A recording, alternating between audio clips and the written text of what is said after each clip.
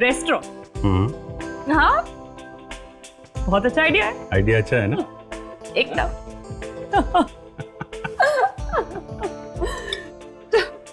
चलो मैं खाना हो गया, मैं प्लेट रख देती हूँ किचन में। नहीं रहने दो, सुबह भाई आएगी रख देगी।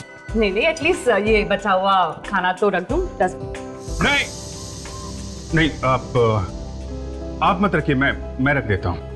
It's okay Abhijit, no formalities. लाइए। नहीं, आप हमारी मेहमान हैं। आप नहीं, मुझे दीजिए, मैं रखता हूँ। अभिजीत, अरे नहीं, आप छोड़िए, मैं करता हूँ। अभिजीत, नहीं, आप छोड़िए। आप अभिजीत, कम ऑन। छोड़िए आप। नहीं मतलब ये, अरे यही रख दो, बाहर रख दो। मैं रख दूंगा ना। अरे हाँ अरे बाबा। उसको मत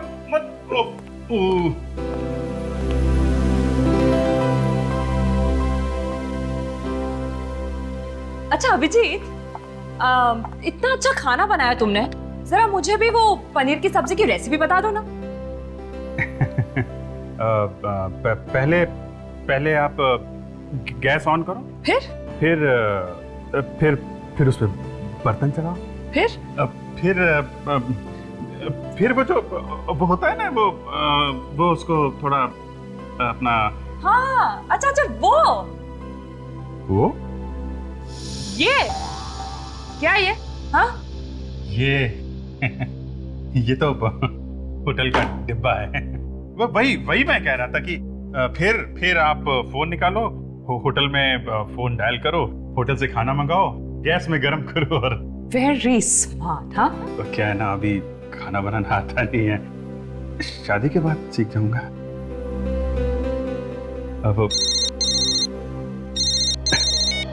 हेलो, खून हो क्या? कहाँ पे?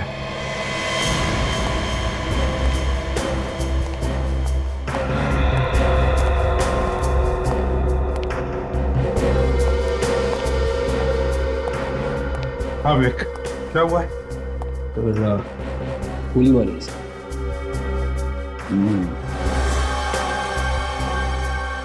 गन पाउडर दे रहे हैं, इसका मतलब है गोली एकदम नजदीक से मारी है। वैसे यहां पर जगह भी तो नहीं, गोली नजदीक से ही मारी है। अच्छा, गोली चलने की आवाज सुनी? पूछा तुमने किसी को? नहीं सर, किसी ने कोई आवाज नहीं सुनी। लड़की के बारे में कुछ पता चला? हाँ सर, बिल्डिंग वाले कह रहे कि इसका नाम रेखा था सर। इस फ्लैट में किराए पे रहती थी। अच्छा विवेक सर, जिस तरह से इस लड़की की लाश पड़ी है, ये लड़की नीचे से ऊपर सीढ़ियां चढ़कर आ रही थी जब खूनी ने उसे करीब से गोली मार दी। हाँ सर, शायद ये लड़की कहीं बाहर से आ रही हुई। वन मोमेंट सर,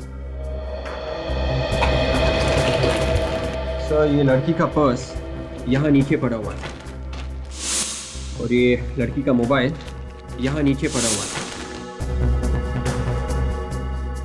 और ये गोली? सर, गोली यहाँ नीचे पड़ी हुई थी सर। ठीक है, दूसरी लाश कहाँ पर है? सर, इस घर में।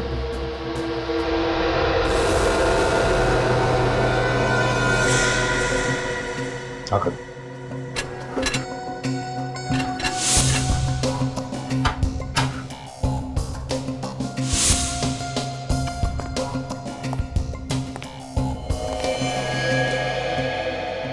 अभिजीत, सर कुछ पता चला ये सब कैसे हुआ?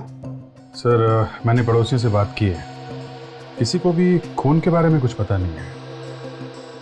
और ये औरत यहाँ पे अकेली रहती थी। अकेली? मतलब कोई नौकर चाकर कोई नहीं? नहीं सर, सुना है तो बेटे हैं इसके। तो उन बेटों को खबर कर दी?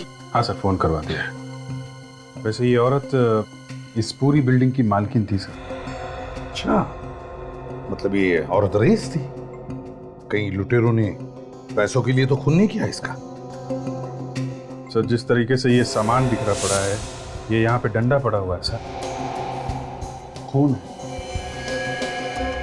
ऐसा लगता है कि लुटेरों का और इस औरत का काफी झगड़ा हुआ होगा। बाद में लुटेरों ने इसे गोली मार दी। हाँ, ये देखो। और फिर इस बेचारी औरत को मारने के बाद जैसे वो यहां से भागने लगे तो सामने सीढ़ियों पर से वो लड़की आ गई, बस उसे भी गोली मार दी। मगर एक बात अजीब है सर, यहाँ पे किसी ने भी गोली चलने की आवाज नहीं सुनी। हाँ वही तो।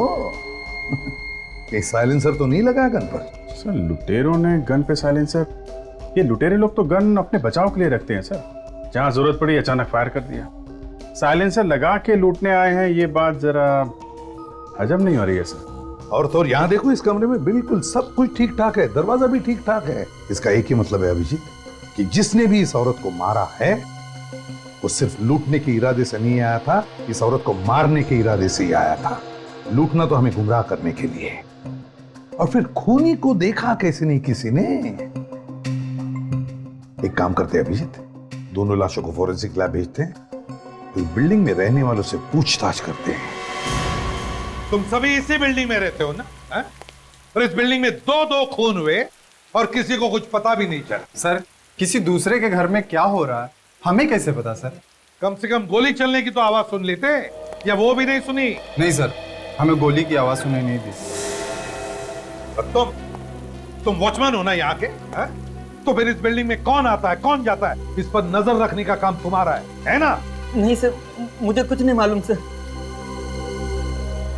ये बताओ कि बिल्डिंग की मालकिन कितने बजे आई थी? मालकिन 2 बजे के करीब बाजार से आई थी। हर बुधवार और शनिवार को बाजार जाती थी। तुम हरीश हो ना? तुमने रेखा की लाश देखी पहले? जी सर। कितने बजे देखी? 2:25 सर। जब मैं घर से निकला बाहर जाने के लिए तो रेखा की लाश सीढ़ियों पे पड़ी हुई थी सर। तुमने वहां से किसी को भागते हुए वगैरह देखा? नहीं सर। वैसे तुम रेखा के घर के ठीक बाजू वाला फ्लैट मेरा है सर। और गोली चलने की आवाज तुमने भी नहीं सुनी? नहीं सर। कहीं तुमने तो कुछ गड़बड़ नहीं किया? नहीं सर, ये क्या कह रहे हैं सर आप? मैंने तो जैसे ही लाश को देखा शोर मचा दिया था सर। तभी सब ये पड़ोसी लोग इकट्ठा हो गए थे सर वहाँ। और बिल्डिंग की मालकिन के खून के बारे में कैसे पता चला आप लोगों को? सर बिल्डिंग के लोग सब जमा हो गए थे सर, लेकिन मालकिन ही घर के बाहर नहीं आए, इसलिए हमें शक हुआ सर। तब अंदर जाकर तुम लोगों ने देखा? हाँ? हाँ सर, अंदर बहुत सामान बिखरा पड़ा था, नोट भी बिखरे पड़े थे सर। लगता है पैसों की वजह से ही उनका खून हुआ होगा। सर हर महीने की 3 तारीख से 5 तारीख के बीच में उनके पास पैसे आते थे सर। बहुतों को उन्होंने ब्याज पे पैसे दिए थे। हो सकता है सर कि जायदाद के लिए उनके बेटों ने ही अपनी माँ का खून कर दिया। ये बेटे कहाँ पे रहते? पता नहीं सर अभी कहाँ रहते हैं। पहले ये लोग एक साथ ही रहते थे, हमेशा झगड़ते रहते थे। एक दिन मालकिन ने उन लोगों को घर से निकाल दिया तो बहू बेटे के साथ कहीं चले गए। और ये रेखा क्या अकेली रहती थी या उसके साथ और भी कोई था? रेखा मैडम इसी बिल्डिंग में रहती थी, किराए पर, 6 महीने से। अच्छा, उसके परिवार वालों के बारे में कोई कुछ जानता है? सर रेखा मैडम रोज 5 बजे आती थी काम से। पता नहीं आज कैसे जल्दी आ गई। मुझे लगता है मौत खींच कर लेके आई थी उन्हें। आज जल्दी आ गई? कितने बजे? मालकिन के आने के 10-15 मिनट बाद आ गई थी। इस वक्त मैं खाना खाने गया था सर। सर ये बिल्डिंग की मालकिन यहाँ पे आई थी 2 बजे। बुढ़ी औरत सीढ़ियाँ वगैरह चढ़ के ऊपर गई होगी, ताला वाला खुला होगा, तो 4-5 मिनट तो चले गए होंगे। हाँ, फिर घर के अंदर जाकर सांस ली होगी, पानी पिया होगा और 5 मिनट गए होंगे। तो ऐसा लगता है कि बिल्डिंग की मालकिन 2:10 तक तो ठीक ठाक थी। और ये रेखा यहाँ पे आई थी 15 मिनट के बाद, मतलब 2:15 पे। और फिर हरीश कह रहा है कि उसने रेखा की लाश 2:25 पर देखी। इसका मतलब है अभिजीत कि जो कुछ भी हुआ है, मतलब ये दोनों खून 2:10 से लेकर 2:25 के बीच में हुए हैं। यस। इसका एक ही मतलब हो सकता है कि खूनी वहीं पर छुप के बैठा था, मालकिन के घर के अंदर, है ना? लेकिन अंदर घुसा कैसे होगा घर में? चाबी कहां से लाई होगी उसने? कहीं डुप्लीकेट चाबी का इस्तेमाल तो नहीं हुआ है? हो सकता है, बिल्कुल हो सकता है। विक, बिल्डिंग को अच्छी तरह से छान मारो, देखो कुछ मिलता है क्या। और इस एरिया में जितने भी चाबी वाले उन सबके पास जाओ, पता लगाओ क्या इस बिल्डिंग में से किसी ने भी डुप्लीकेट चाबी बनवाई है क्या। Yes sir.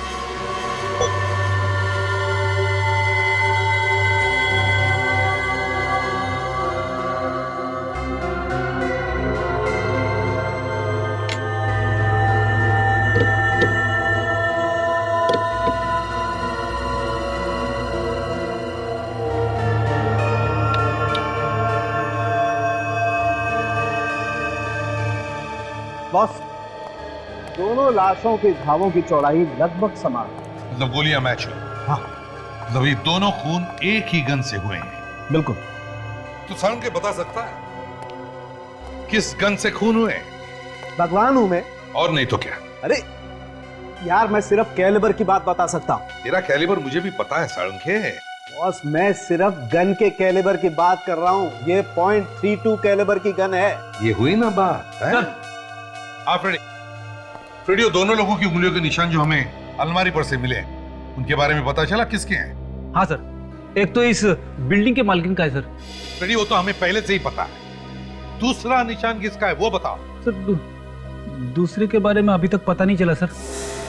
सर वो हमारे रिकॉर्ड्स में है ही नहीं। फ्रेडी, मुझे तो लगता है खूनी बिल्डिंग में रहने वालों में से ही कोई है। वो किसे सर? जिस प्लानिंग से ये खून हुए, लगता है खूनी बिल्डिंग की मालकिन को अच्छी तरह से जानता था। वो घर से कब बाहर जाती है, कब वापस आती है, सब कुछ। और कल जब ये मालकिन घर से बाहर गई, खूनी उसके घर में जाकर के चुप बैठा और जैसे ये वापस आई उसे उड़ा दिया।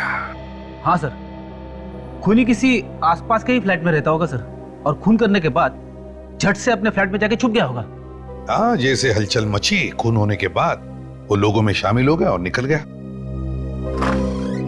तो जहाँ पे खून हुए थे उस बिल्डिंग की छत पे ये जला हुआ कपड़ा मिला था। किसी ने कपड़े जलाने की कोशिश की थी वहां पे। सर, खूनी अगर उसी बिल्डिंग में रहता है तो उसे अपने कपड़े टेरेस पे जलाने की क्या जरूरत थी? खुद के फ्लैट पे जला था सर। खूनी ने शायद सोचा होगा कि अगर वो एक कपड़ा अपने फ्लैट में जलाता तो धुआं हो जाता और फिर पड़ोसियों को शक हो जाता, इसलिए उसने ये कपड़ा टेरेस पर जला दिया। काम करो, बिल्डिंग में जितने भी लोग हैं सबके उंगलियों के निशान ले लो, सबके।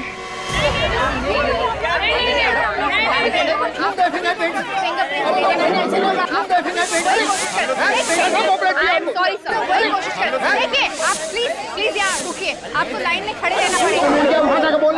आई एम सॉरी, देखिए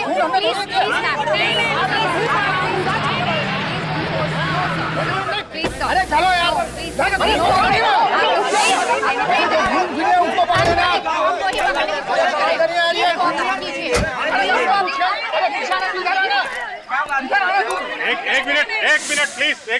एक मिनट शांत हो जाइए। सर, ये लोग उंगलियों के निशान देने से मना कर रहे हैं। क्या बात है, आप लोग अपने फिंगरप्रिंट्स क्यों नहीं दे रहे? लेकिन जब हम लोगों ने खून किया ही नहीं है तो क्यों दे अपनी उंगलियों के निशान? आप लोग बेवजह क्यों परेशान कर रहे हैं हमें? हम लोग आपको परेशान कर रहे हैं? हाँ। हम जो कुछ भी कर रहे हैं आप लोगों के लिए कर रहे हैं, आपकी हिफाजत के लिए कर रहे हैं। हम सिर्फ ये चाहते हैं कि गुनहगार को सजा मिले, कोई बेगुनाह ना फंस जाए बीच में। और अगर आप लोगों ने कुछ किया नहीं है तो क्यों परेशान है आप लोग? क्यों डर रहे हैं, हैं? आप हम पे इल्जाम लगा रहे हैं, सीआईडी पे इल्जाम लगा रहे हैं। अरे सीआईडी कोई जादूगर थोड़ी ना है, चुटकी बजाए और खूनी सामने आ गया। केस सॉल्व करने के लिए हमें आपकी मदद चाहिए। दिन रात अपनी जान की बाजी लगा के आप लोगों के लिए काम करते हैं हम लोग। सुबह जब घर से निकलते हैं तो मालूम नहीं रहता है शाम को वापस घर आएंगे कि नहीं, और आपको परेशानी हो रही है। ठीक है, मत दीजिए फिंगरप्रिंट्स, नहीं चाहिए, नहीं चाहिए। लेकिन याद रखना, कल आपके साथ ऐसा होता है, आपके घर में कोई खून होता है और दूसरा कोई आपकी मदद के लिए सामने नहीं आता है, तो आप लोग हमारे पास मत आना। चलो काजल। सर, मैं तैयार हूँ। मैं तैयार हूँ सर।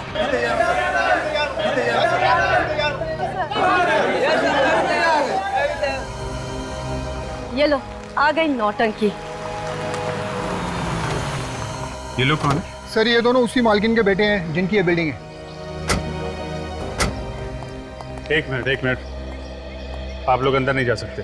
हमें अपनी माँ को देखना है, प्लीज हमें जाने दीजिए। देखिए, अगर आपको माँ को देखना है तो आप लोगों को फॉरेंसिक लैब जाना पड़ेगा। बॉडी फॉरेंसिक लैब जा चुकी है। सर, सभी लोगों के फिंगरप्रिंट्स ले लिए। Very good. एक काम करो, इन लोगों को भी फॉरेंसिक लैब भेज दो।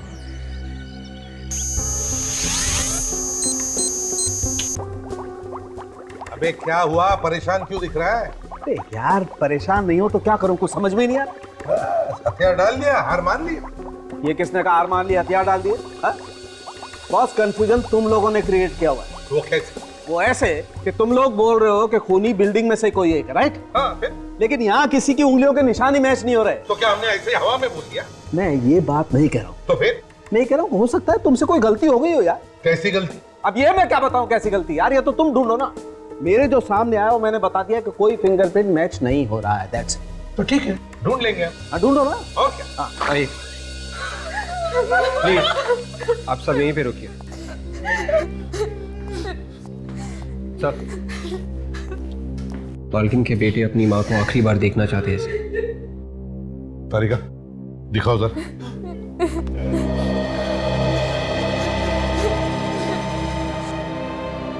आइए।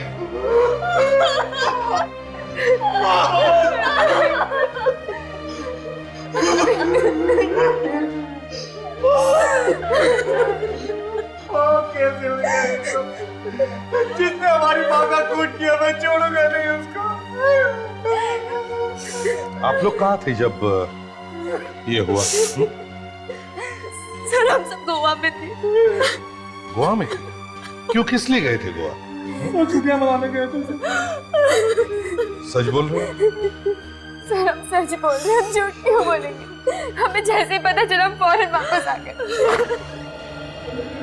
सर, आप रेडी? एक मिनट सर।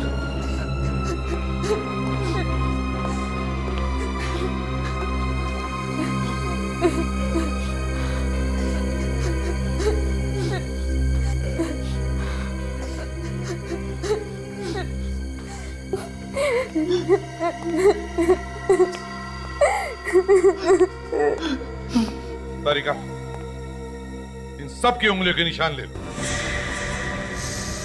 हमारे लोग निशान पर क्यों सर? झगड़ा करके अलग अलग रह रहे थे ना तुम अपनी माँ से। हो सकता है माँ का खून तुम दोनों बेटों ने किया। लेकिन हम लोग तो गोवा में थे।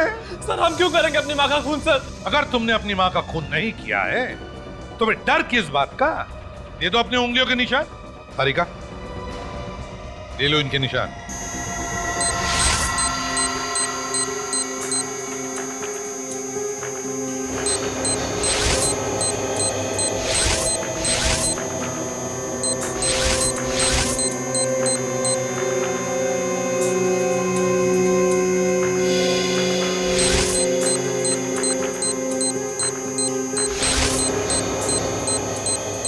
प्लीज।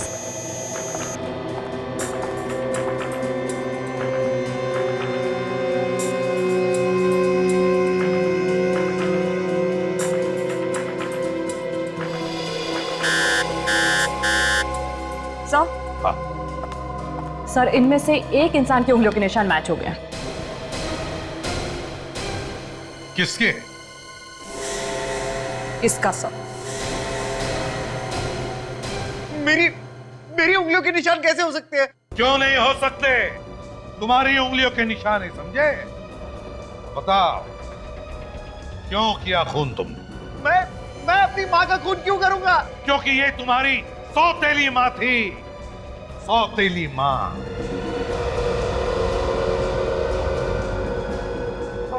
वो मेरी सौतेली माँ थी। मेरी सौतेली माँ थी, लेकिन मैं उनसे बहुत प्यार करता था। मैंने उनका खून नहीं किया है सर। मैंने खून नहीं किया है। आप क्या कह रहे हैं भैया? यही सच है दीपक, यही सच। माँ ने मुझे मना किया था क्योंकि वो नहीं चाहती थी कि तुम्हें यह एहसास हो कि हम दोनों सौतेले हैं।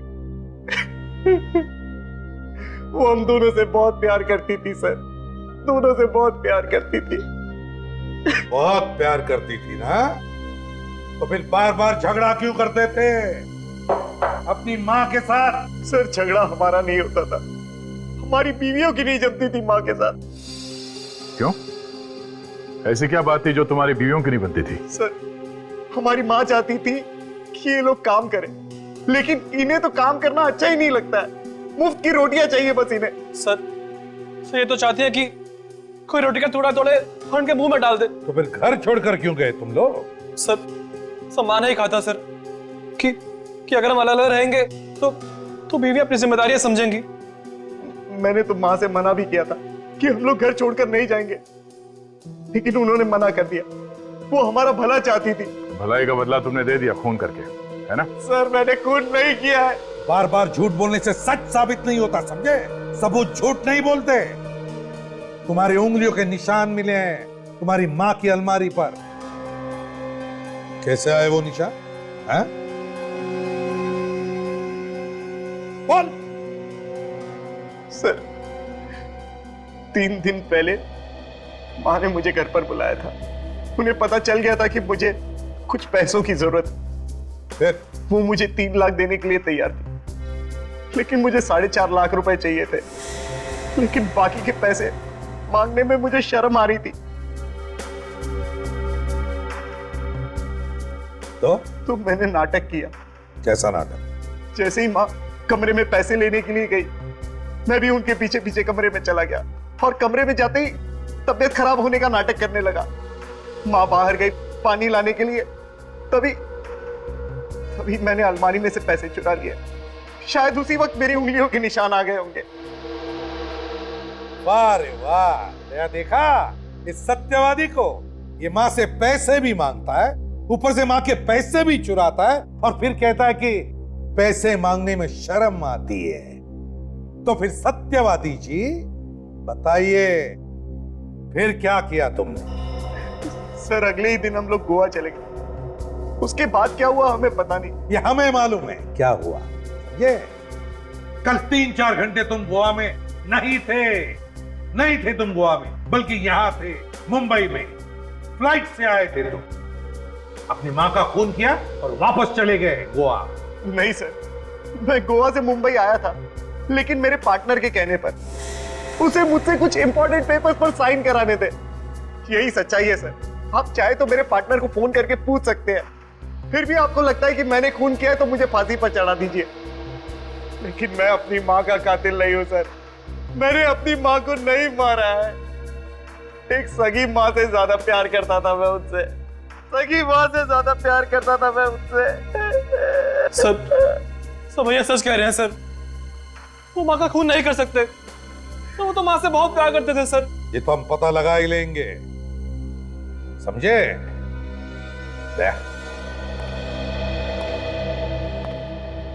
पता नहीं क्यों ऐसे लग रहा है कि कुछ छूट रहा है हमारे हाथों से। इस केस में कुछ तो छूट रहा है। फिर से शुरू से देखना पड़ेगा। तब तक इसे कस्टडी में रखो।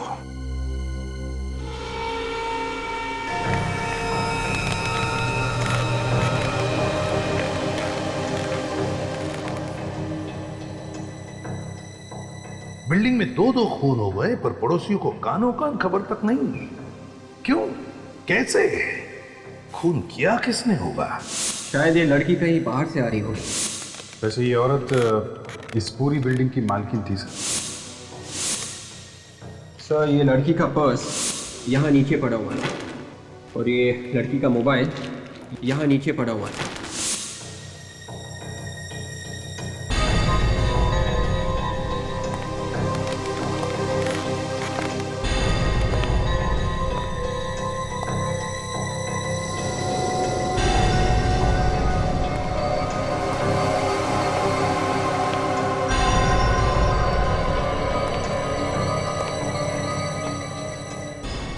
ये बताओ कि बिल्डिंग की मालकिन कितने बजे आई थी? मालकिन 2 बजे के करीब बाजार से आई थी। सर रेखा मैडम रोज 5 बजे आती थी काम से। पता नहीं आज कैसे जल्दी आ गई। हर महीने की 3 तारीख से 5 तारीख के बीच में उनके पास पैसे आते थे सर। हो सकता है कि जायदाद की वजह से उनके बेटों ने ही अपनी माँ का खून कर दिया हो सर। लेकिन मैं अपनी माँ का कातिल नहीं हूँ सर। मैंने अपनी माँ को नहीं मारा है। एक सगी माँ से ज्यादा प्यार करता था मैं उनसे। अगर ये खून बेटों ने नहीं किया है तो फिर खून किसने किया होगा?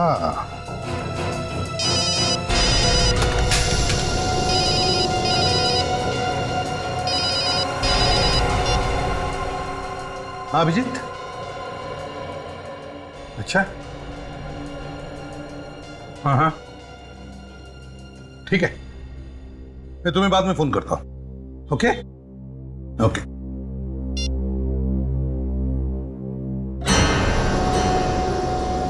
अरे फोन नीचे गिर के भी टूटा क्यों नहीं?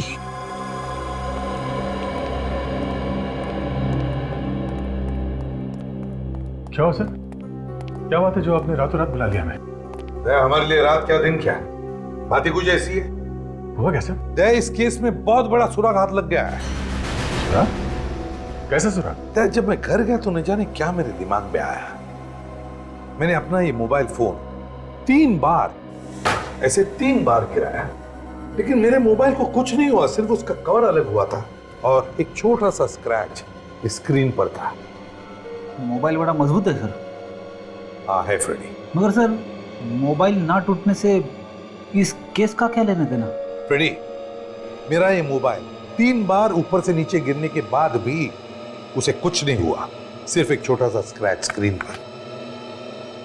और फिर ये मोबाइल, या रेखा का ये मोबाइल जो हमें उसके लाश के पास से मिला, इसका स्क्रीन देखो कितनी बुरी तरह से टूटा हुआ है। ये कैसे है? दया, लगता है खूनी ने रेखा का पहले खून किया और फिर उसके मोबाइल को इतनी बुरी तरह से तोड़ दिया, फिर उसके लाश के पास रखा और वहां से भाग गया। मगर सर वो चोर ऐसा क्यों करेगा? वो तो गोली मार के सीधे भाग जाएगा वहां से। वही तो दया, ये खून चोरी की वजह से नहीं हुए, खून की वजह से चोरी हुई है। खून की वजह से चोरी? वो कैसे सर? फ्रेडी खूनी रेखा को मारने के लिए आया था, लेकिन उसने पहले बिल्डिंग के मालकिन के घर में चोरी की और मालकिन का खून कर दिया, और फिर उसके घर से बाहर निकलने के बाद उसने रेखा को भी मार दिया। क्यों? हमें यह दिखाने के लिए कि ये दोनों भी खून उसने चोरी की वजह से किए।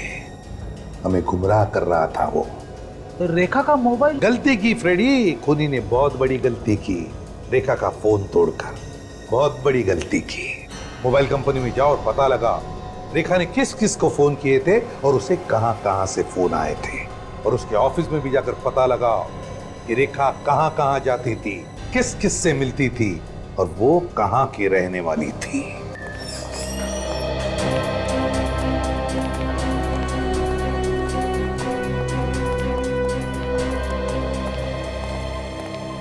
यस, कौन है आप लोग? सीआईडी। सीआईडी? जी हाँ। और आप कौन? जी मैं यहाँ का मैनेजर हूँ। क्या बात होगी सर, क्या हुआ? आपके यहाँ जो रेखा नाम की लड़की काम करती थी जी, अब वो इस दुनिया में नहीं रही, उसका किसी ने खून कर दिया। क्या? रेखा का खून हो गया? किसने किया रेखा का खून? अब खूनी को ढूंढ रहे हैं, इसलिए यहाँ पे आए। रेखा बहुत ही अच्छी लड़की थी ऑफिसर, बहुत ही मेहनती थी, सभी के साथ घुल मिल कर रहती थी। कब से काम करती थी वो यहाँ पे? 6 महीने हो गए थे। यहाँ पे उसका किसी से कोई लड़ाई झगड़ा था? सर, जिस लड़के ने आज तक किसी से ऊंची आवाज में बात तक नहीं की, उसका भला किसी से लड़ाई झगड़ा कैसे हो सकता है सर? अच्छा ये बताइए कि उसे काम पे किसने लगाया था यहाँ पे? मेरा मतलब है वो किसी का रेफरेंस लेके आई थी? नहीं सर, अपने आप आई थी, हमारा विज्ञापन देखकर। अच्छा, रेखा के बारे में आप और कुछ भी बता सकते हैं क्या? उसका बायोडाटा है हमारे पास, उसमें सभी जानकारियाँ हैं। मंगाइए बायोडाटा।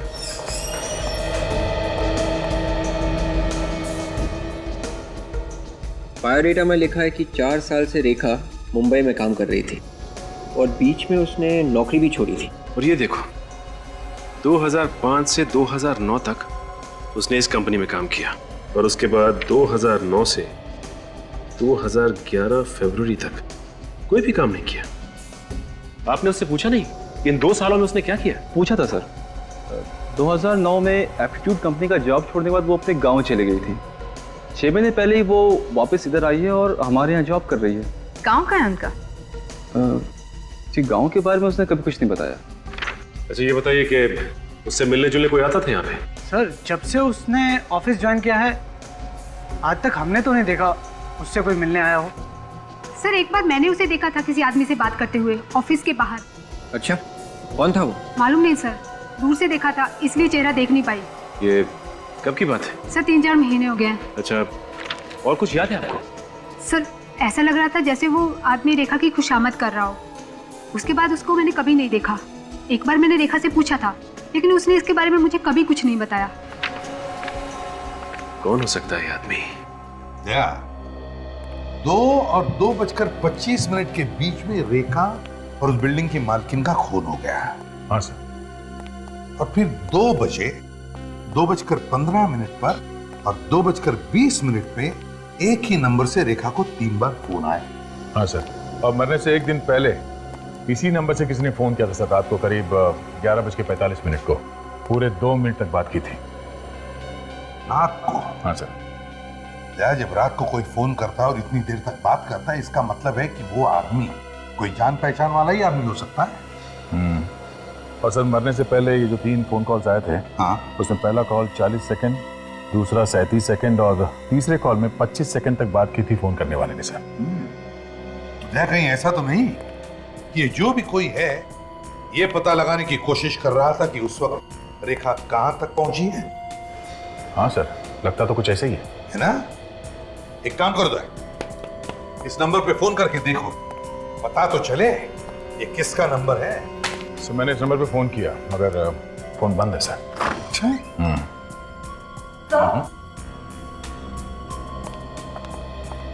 बोलिए, क्या बात है?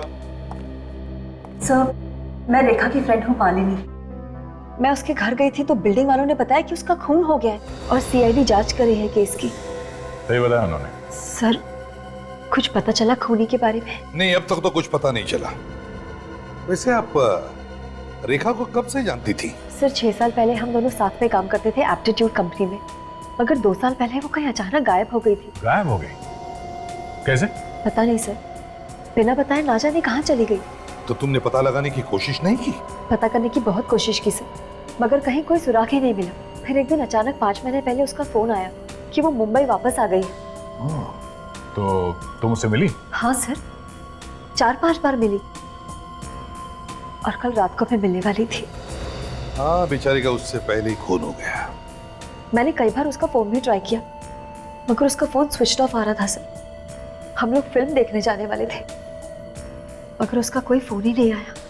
वैसे तुम्हारी दोस्त रेखा का किसी से प्यार व्यार का चक्कर था क्या? इसके बारे में तो कभी कुछ बताया नहीं उसने। अच्छा, ये एप्टीट्यूड कंपनी कहाँ है? ये कंपनी तो 1.5 साल पहले बंद हो चुकी है। उसने कभी बताया कि 2 साल पहले वो अचानक कहाँ गायब हो गई थी? क्या तुमने पूछा उससे? मैंने पूछने की कई बार कोशिश की मगर उसने इसके बारे में कभी कुछ भी नहीं बताया मुझे। चलो कोई बात नहीं। वैसे थैंक यू वेरी मच, आपके आने से हमें रेखा के बारे में बहुत कुछ पता चला। आप जा सकती हैं, मगर हाँ, अगर जरूरत पड़ी तो हम आपको वापस बुला लेंगे, ठीक है? जरूर sir. Thank you. Thank you very much. जरूर इस रेखा के साथ कुछ न कुछ हुआ था 2 साल पहले, जो गायब हो गई और फिर 2 साल के बाद में वापस भी आ गई। और आने के 6 महीने बाद ही किसी ने उसका खून कर दिया सर। अच्छा, उसके गांव के बारे में कुछ पता चला? हाँ सर, रेखा के ऑफिस में जो वॉचमैन है उसने कहा कि एक बार रेखा ने उसे मनी ऑर्डर करने के लिए दिया था नासिक के पास किसी गांव में। निखिल गया है पता करने के लिए। सर, जिस नंबर से रेखा को फोन किया गया था वो नंबर किसी नितिन नाम के आदमी का है सर, कांदिवली में रहता है। लोकेशन पता चला? आखिरी बार किस जगह से फोन आया? हाँ सर, उसी बिल्डिंग से आखिरी बार फोन किया गया था सर जहां पे उन दोनों का खून हुआ है। उसी बिल्डिंग से फोन आया था? तो बस उठाओ इस नितिन को। परेशान क्यों हो रहे हो भाई? अंदर से देखना है क्या? ये घर नितिन का ही है। हाँ, नितिन का ही है। नितिन कहाँ पे? अमेरिका का वीजा है। नहीं, क्यों? फिर तो मिलना मुश्किल है। मतलब ये नितिन अमेरिका में? हाँ। कब से? 2 साल हो गए। जब से उसका नौकरी यहाँ से छूट गया है ना, वहीं पे चला गया है। सर, ये रेखा भी 2 साल पहले गई थी मुंबई छोड़ के, और ये नितिन भी 2 साल पहले। कहीं इन दोनों का आपस में कोई संबंध तो नहीं? अच्छा, ये बताइए कि ये नितिन 2 साल पहले यहाँ पे कहाँ काम करता था? हाँ, बताया तो था। परेड में कोई कंपनी थी एप्टीट्यूड नाम की। ये रेखा भी तो एप्टीट्यूड कंपनी में काम करती थी सर। और ये नितिन 2 साल से अमेरिका में है और उसका मोबाइल चालू है। कौन हो सकता है जो उसका मोबाइल इस्तेमाल कर रहा है? अच्छा ये बताइए कि इस घर में और भी कोई रहता है क्या? हमें अंदर से घर देखना है। चाबी तो मेरे पास नहीं है, वो दोस्तों को दे के गया वो। कौन है ये दोस्त? नाम क्या है उसका? और नाम क्या बताया था उसने? हाँ, रजत है नाम उसका। सर, अभी तक सिर्फ एक ही नाम सामने आया है जिस पे शक किया जा सके, और वो है रजत, क्योंकि नितिन के घर की चाबी उसी के पास रहती थी और वही नितिन के नाम से मोबाइल कनेक्शन भी ले सकता था। रजत रहता कहाँ है वो ढूंढना पड़ेगा। सर, हाँ निखिल, क्या पता चला रेखा के बारे में?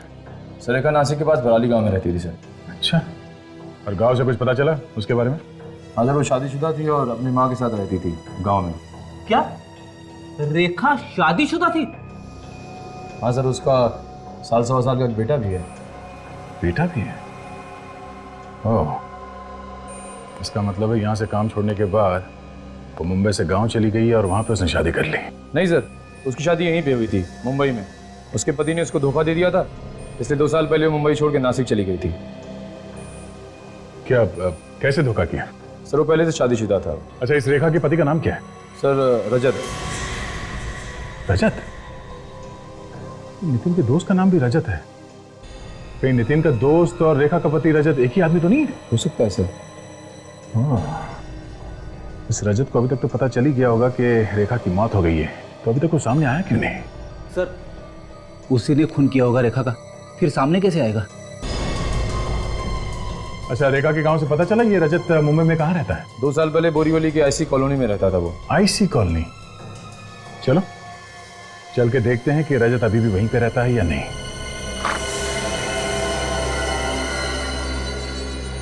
क्या बात भाई साहब, किससे मिलना है? रजत से। हाँ बताइए, मैं ही हूँ। दरवाजा खोलो। आप लोग कौन? सीआईडी।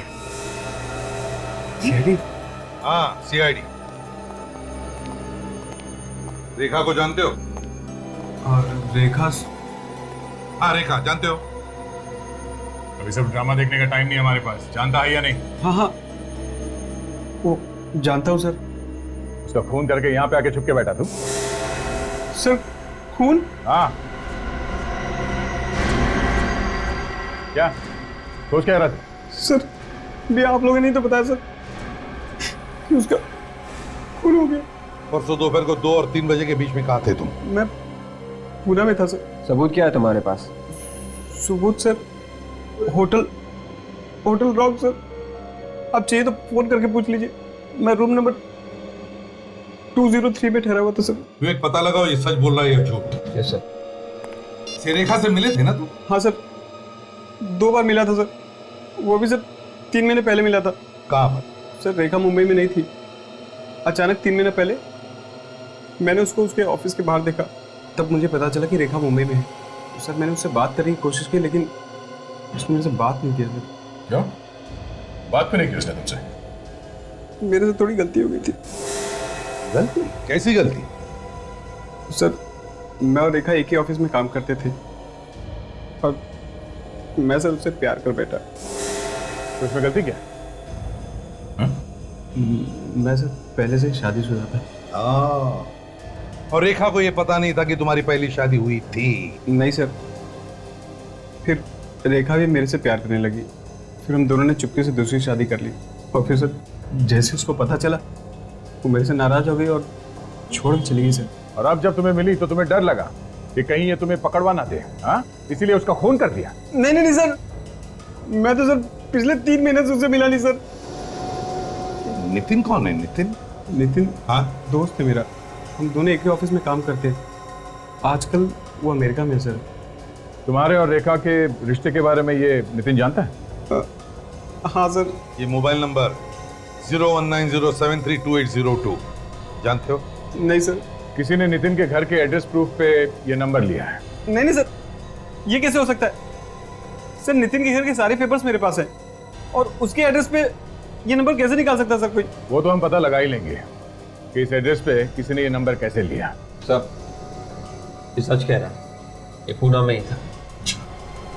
इस वक्त तुम्हारी पहली बीवी कहाँ है? सर पता नहीं सर। मालूम नहीं? उसकी फोटो है तुम्हारे पास अभी भी? हाँ सर। लाइए दिखाई।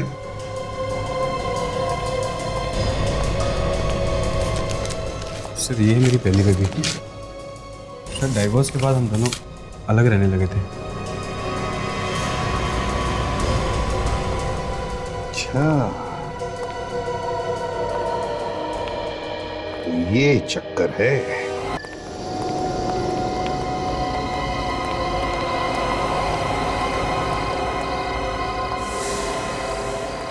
दरवाजा तो खुला है, कोई तो अंदर होना चाहिए।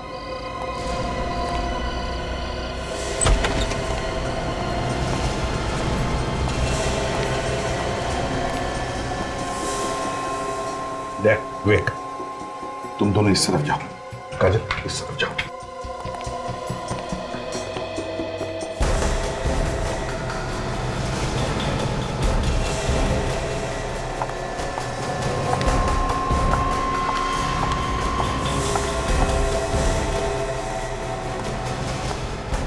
कहां भाग रही हो? मैं कहीं नहीं भाग रही सर, मैंने कुछ नहीं किया। तो फिर ऐसे चुपके चुपके क्यों भाग रही हो, एक गुनहगार की तरह? मैं सच कह रही हूँ सर, मैंने कुछ नहीं किया, मैंने कोई गुनाह नहीं किया। हाँ तो दिख ही रहा है, सर से लेके पांव तक शराफत में डूबी हो तुम।